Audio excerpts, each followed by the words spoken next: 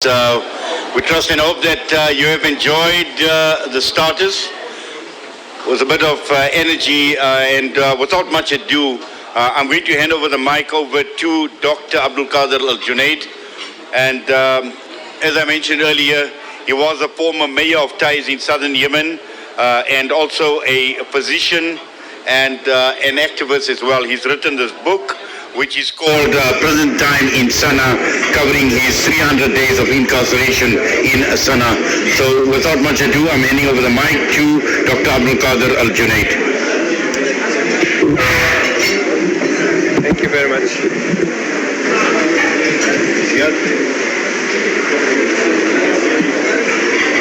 Can I start? Bismillah ar-Rahman ar-Rahim. I would like first to thank Salam Media, Brother Inayat Hassan, and Sister Hasina.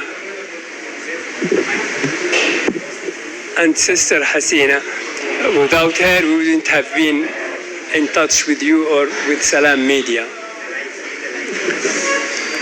And I would like to thank you, the guests or the hosts. Thank you. You came here after a long working day, hard day, but you still came to listen to what I might say. And I do dare to say that I know why you are here. You are here because you are humans. First, you are humans. And humans should side by humans, just for the humanity's sake. The second reason you are here, it is because of our faith. In our faith, you are asked to feel for even your seventh neighbor. The third reason you are here, because you have just exited from a very hardship, which is not very much unsimilar to our, of the relation of apartheid and the rule of supremacists over the silent majority.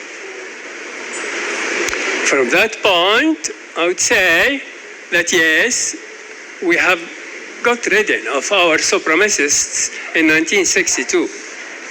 But they returned, and they returned with full power and with arms and with the assistance of a regional superpower which has ambitions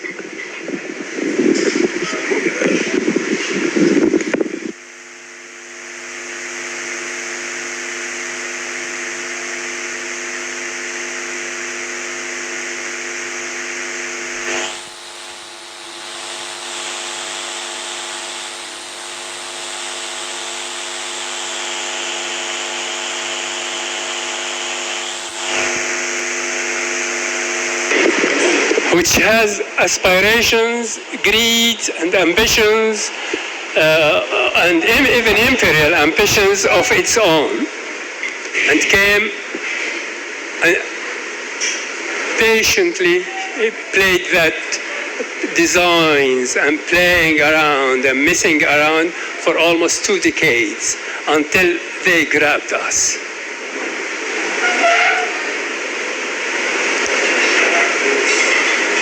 I want to explain to you Yemen. And why do I want to explain to Yemen? I think it is my job. And I think that I'll do it anywhere, at any time. And I'll repeat it again. And I'll do my best to tell you what is Yemen. And if there is anything left, I am there, always will be for you. We can be connected and we can build upon what we did tonight or what we are doing tonight. If I succeed with you, I should succeed with winning your heart, your mind, and your respect. That's my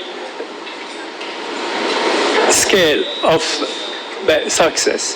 What will happen after that, what you can do, what you can offer, if anything can happen. I will be happy just by winning your hearts, minds, and respects.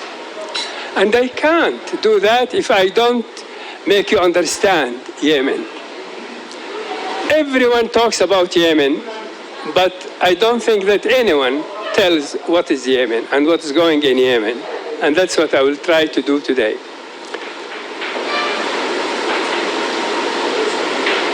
I wouldn't go through the details of the catastrophe and the tragedy, which my brother Inayat has covered already. And everyone, actually, it is being a profession to talk about it. It will be boring to repeat the same thing. The first thing in explaining Yemen is, I admit, we have our faults, we have our mistakes. I wouldn't just go to blaming others. We have our faults. But every country has its own faults, and every country has its own vices, and every country has its own problems. What makes our problem different? What makes it different is the use of arms to propagate or promote certain idea, and the use of foreign powers with regional aspiration and regional expansion, greeds and dreams and illusions. That's what makes Yemen different. I will go quickly through what are our faults and illness. It is that quasi-relation, mixed-up relationship between the so-called masters or sayyids, the tribesmen, and the silent majority. This is the real illness. And this illness will go on whatever is the solution unless it is tackled with one thing: rule of law and a constitution and a social contract, which the three words are the same thing. I can talk for 2 hours about this, but I will spare you that. The number 2 factor is the messing up with the habitat of Yemen. You know, we have billions of microorganisms in our intestinal tract. If you introduced one single germ into that variety, it's called you are disturbing the habitat. When you disturb the habitat, it always ends by killing the person and the organism and the organisms. Everyone is killed at the end if you fool around with the habitat, with the natural habitat of any organism. That stands true in the animal kingdom, in the plants, and in communities, and in societies, and even in families. Inside the family, if you disturb the equilibrium between people and the natural equilibrium between people, you just mess up with things. We have been under continuous messing up with our habitat. The Americans did it, the Saudis did it, the Iranians did it, our leaders did it, our elites did it, everyone does it. And I have an exhaustive list. I have it with me in the paper. Also, I need 2 hours to enumerate them and to go through them. The number 3 factor, which is behind our tragedy, is what I call the recklessness. Recklessness. With recklessness, I mean everyone now knows or aware of what the President of the United States of America did when they withdrew from Kabul, and that fiasco and blunder of Kabul airport. That's my standard definition of recklessness. Now, I tell you, we are the subject of a series and a chain, endless series of recklessness of people who come to us. The latest one is the so-called the withdrawal from Hodeidah yesterday. That is, for me, is an act of recklessness. I mean, they withdrew suddenly without any reason, and they caused the displacement of 6,000 people, the storming of Houthis into that vacuum, and the This is fresh. This is the most recent one. And of course, the Houthis are elated by this behavior. Now, so just to remind you, before you get distracted, so we have our illnesses and sickness. 2, the messing up with the habitat, and 3 is the recklessness. These are 3 factors behind our tragedy. Number 4, which is the most recent and the most lethal, is the rule of Iran. Iran has turned up with 5 unprecedented inventions,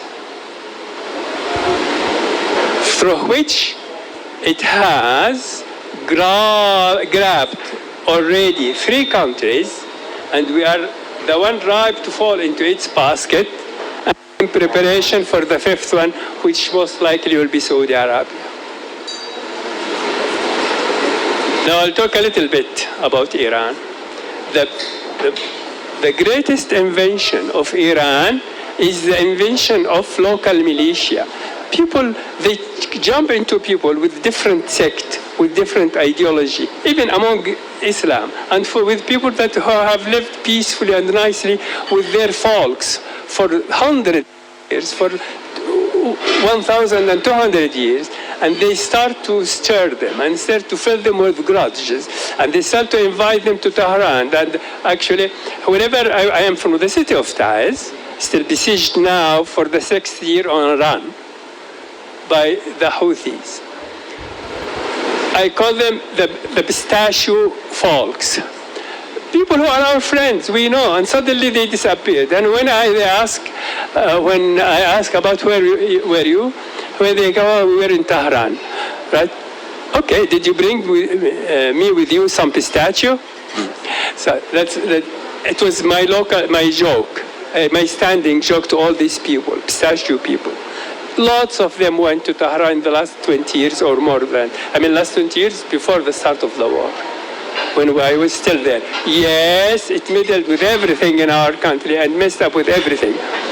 And they invited these Houthis, and when they were ripe, it just unleashed them. That's what they do. They have formidable, strong, lethal militia, drilled in the arts of war, in the arts of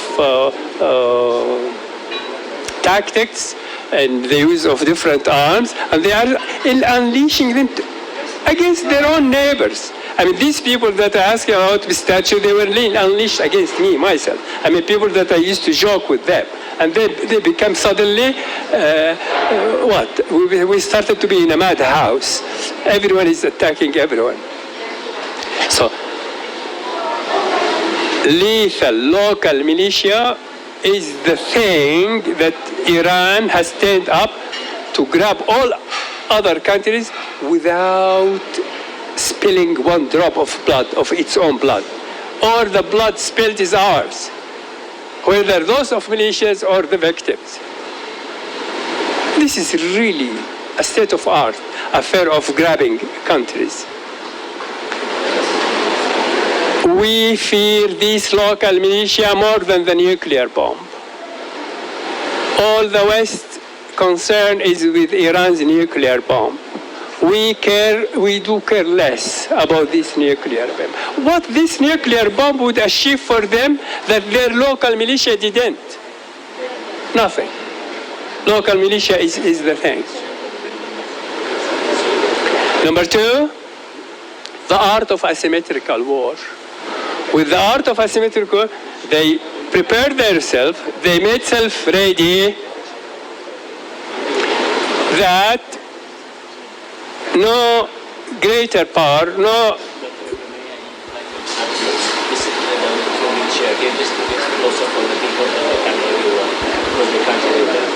Can't you hear me? No?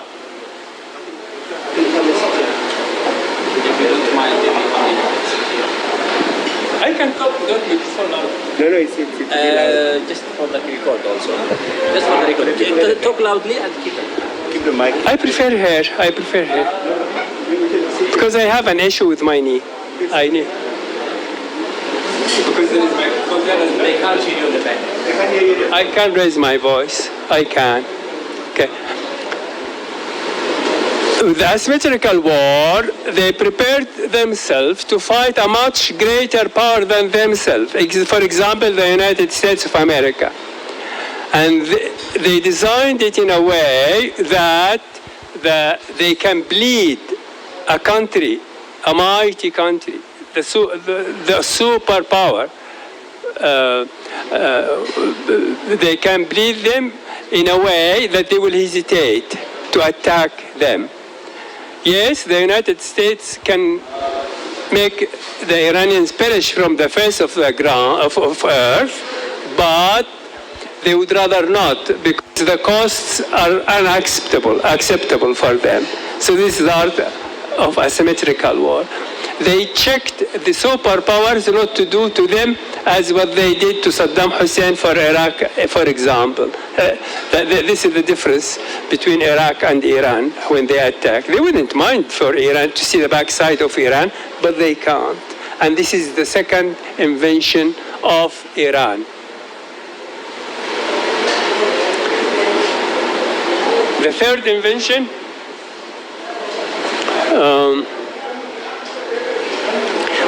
the strategic patience. Unbelievable concept. They say these people in the West or our regional counterparts, they are with very short span of attention, and they are ballless, and they don't have any resilience. And just wait and bear with any hardship, and at the end they will forget, and then we will prevail. That's what they mean by strategic patience. The fourth one, self-reliance. I would give them credit for that. They are manufacturing anything that they were sanctioned with. That they are doing very good job at that department. So they are good, but on the wrong side of goodness. I mean, with some evil thing. The third thing is they will crush any protest in their country.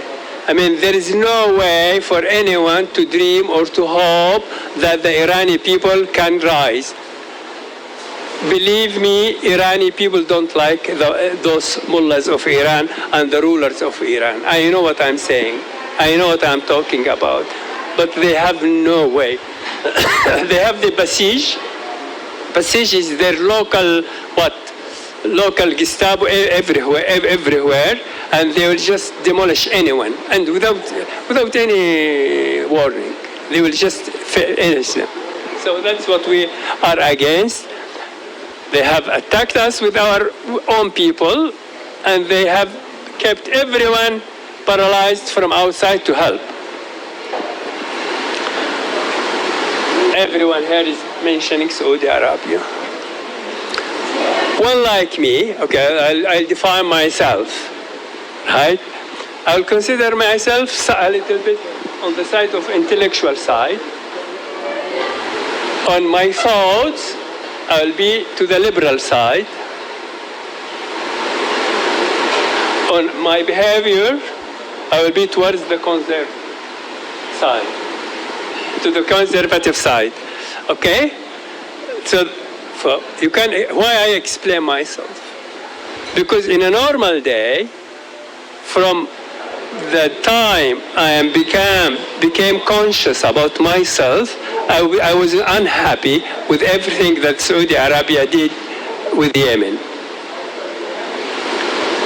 Or because this is the point. I mean, this is the propaganda of Houthis that they are defending the country, because they are playing on the theme that people of Yemen also have grudges against the Saudis about what they did in 1962, about what they did after the withdrawal of the Egyptians, after the meddling with the politics, after messing up with the habitat. The list is so long.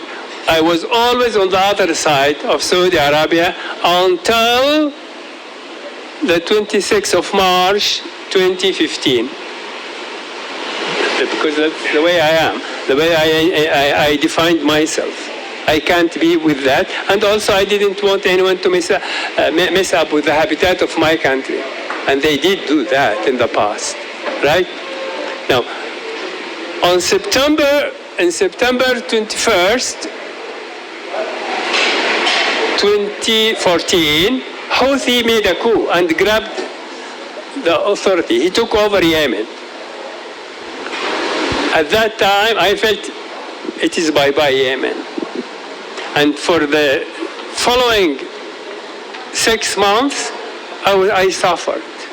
I suffered this presence of militia who are stooges of Iran over my country. Until the Saudis decided they too find the presence of Houthi and the Saudis is an existential threat to them as it is for us. So they came. They didn't come because they were a charitable society or because they liked our black eyes or because we were their neighbors. They have their own interests. And all countries are like this. I mean, I don't blame them. Every country, when it comes to war, people don't come because of goodwill. Don't believe anyone who says that he will go to war because of goodwill or being nice. They do go for their own interests. Now, at that day, I couldn't sleep because at that day, the hours before it, there were uprising and protests against Houthis in Taiz in the streets, and they just killed 11 people in the streets and threw gas canisters on them because people of Taiz were protesting the arrival of troops on their way to Aden, to attack Aden that day. I remember it. I lived it. My people killed in the streets, and I'm there.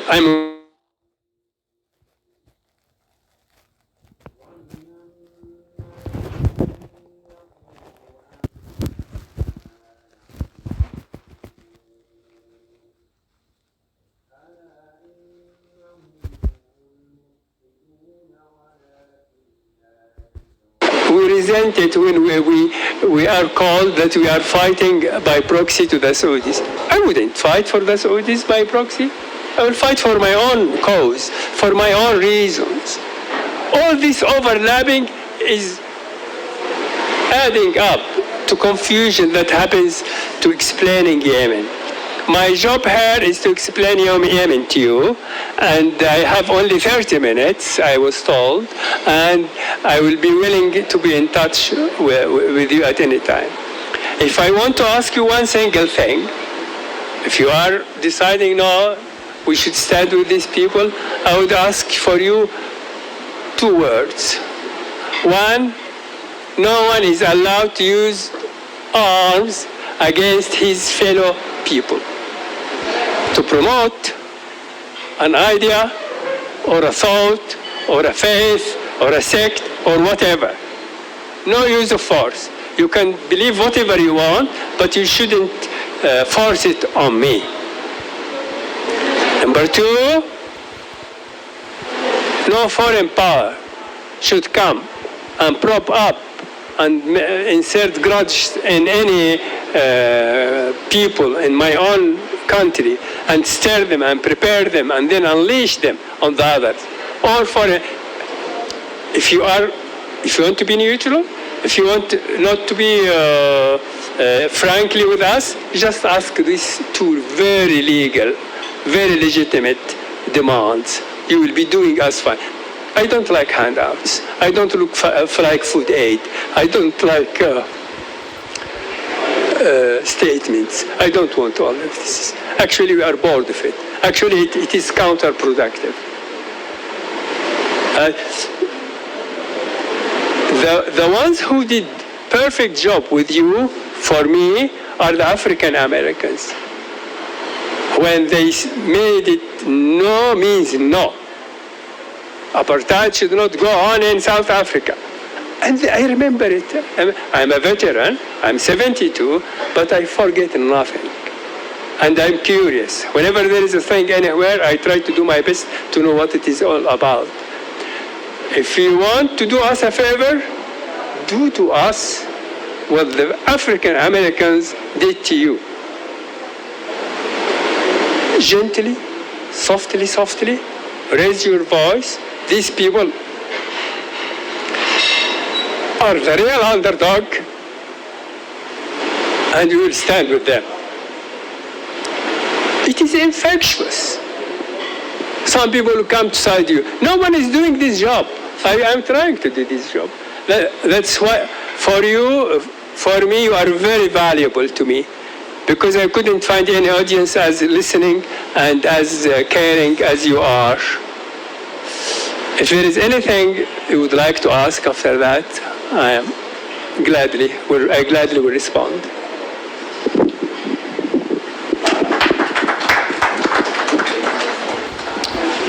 Yes, we say Jazakallah to Dr. Abdul Qadir Aljunaid. What we're going to do is, for about 20 minutes,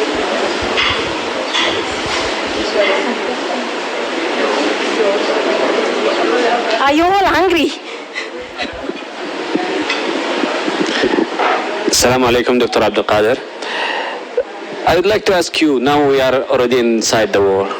From your view, we can see the light at the end of the tunnel. We can reach to the peace during this time when 2 years, 3 years, because people are still suffering and the humanitarian crisis getting worse. So people, I think, they can't bear longer.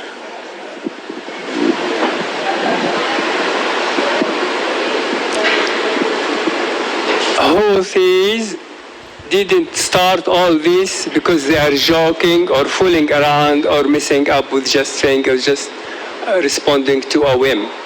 They know what they are doing, and they will not stop at any cost.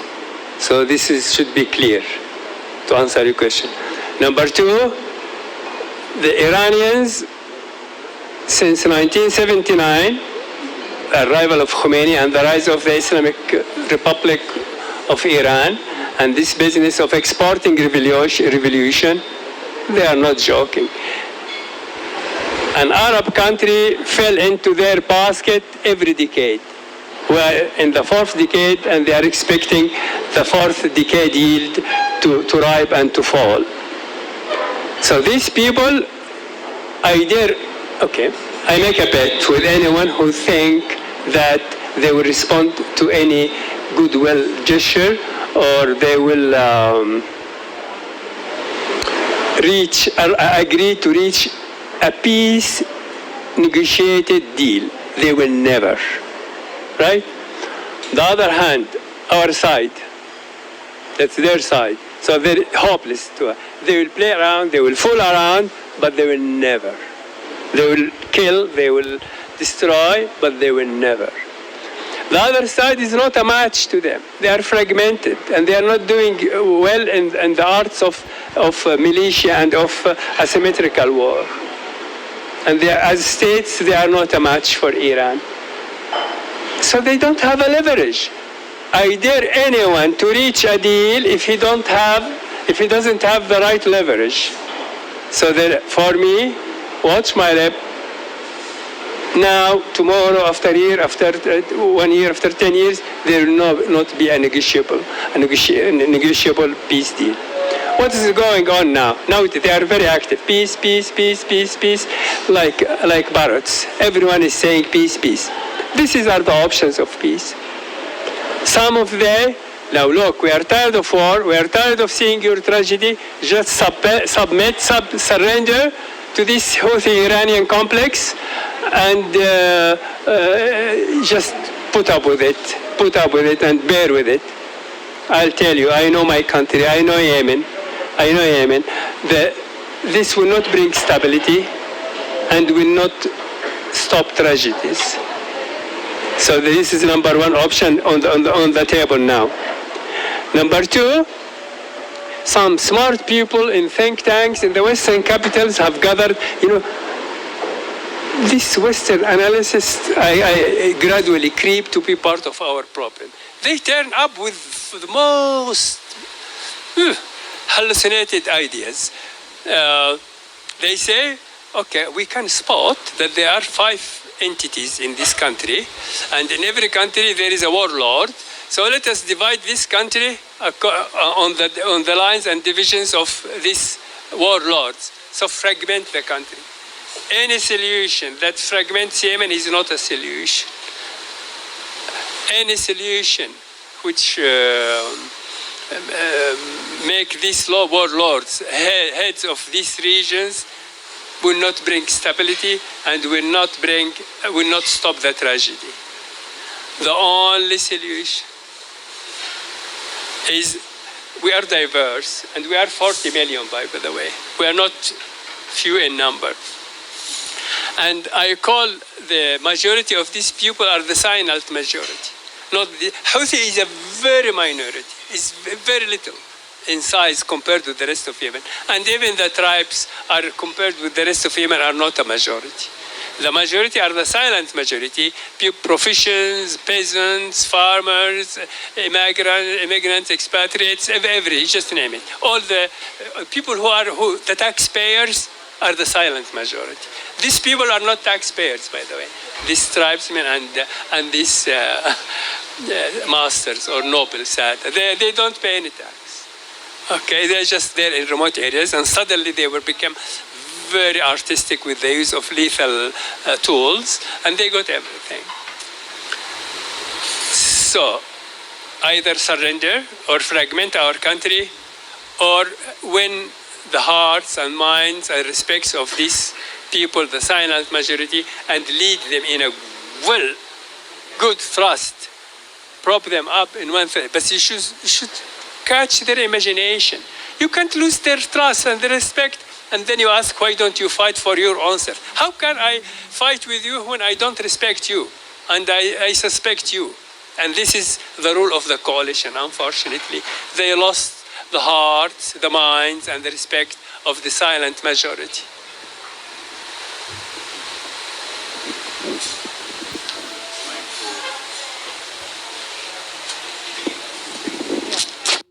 Informative discussion earlier.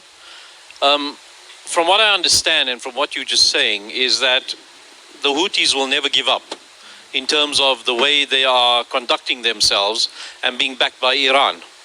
The majority, the silent majority in your country needs assistance in order to find a settled solution in the country. But judging from what you're saying, is that going to be achieved in a peaceful way, or do you think that the only success to this is to wipe out the Houthi? Is that going to be the right solution? How do the neighboring countries fit into that situation? And where does the rest of the world fit into it to help? Because the reason I'm asking this is because if one looks at what has transpired up to now, economically, Yemen is in a disastrous state. In fact, it's gone beyond repair, if you understand it from that point of view.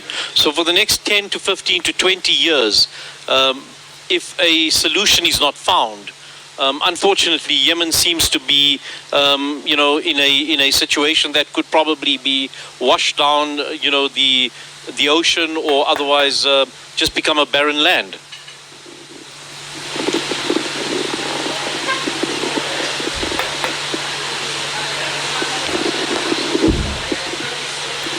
On all points. I mean, whatever I said, just improvise on what you said, or just fill the gaps or whatever. Houthis believe they are sent by God. They believe they are entitled to rule by doctrine. By God, these people should be ruled by you. They demand you to kiss their hands and to kiss their knees. In a normal day, you know the word shaman, or quack doctors? When there is a state, these people are shamans. They just give spells, write spells to protect you against this, about envy, about evil. This is their job. And when there is chaos and they have access to arms and to tribesmen, that's what they do. The last 1,000 years of our Yemen, 800 years, what states and kingdoms, very successful, with lots of heritage and culture and beauty and arts and literature. 200 years were chaotic. In the 200 years, immediately we divide into 3 categories. Sayyid, master, shaman. The shaman becomes a master. The tribesman becomes the tool. And the silent majority become the victim. Now, this is a repeat of things that happened before. This is not new to us. If you are a good reader of Yemen history, this happened before.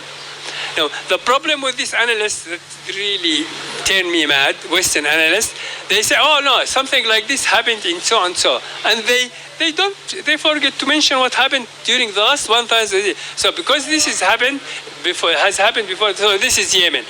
No, this is not Yemen. This is Yemen. Okay, if in that case, when Al-Mafia in New York, I can say Mafia in New York is America, United States of America, so we have to accommodate them in a solution to rule America. If they accept that, I would accept that. And all the rest is put on. Yes,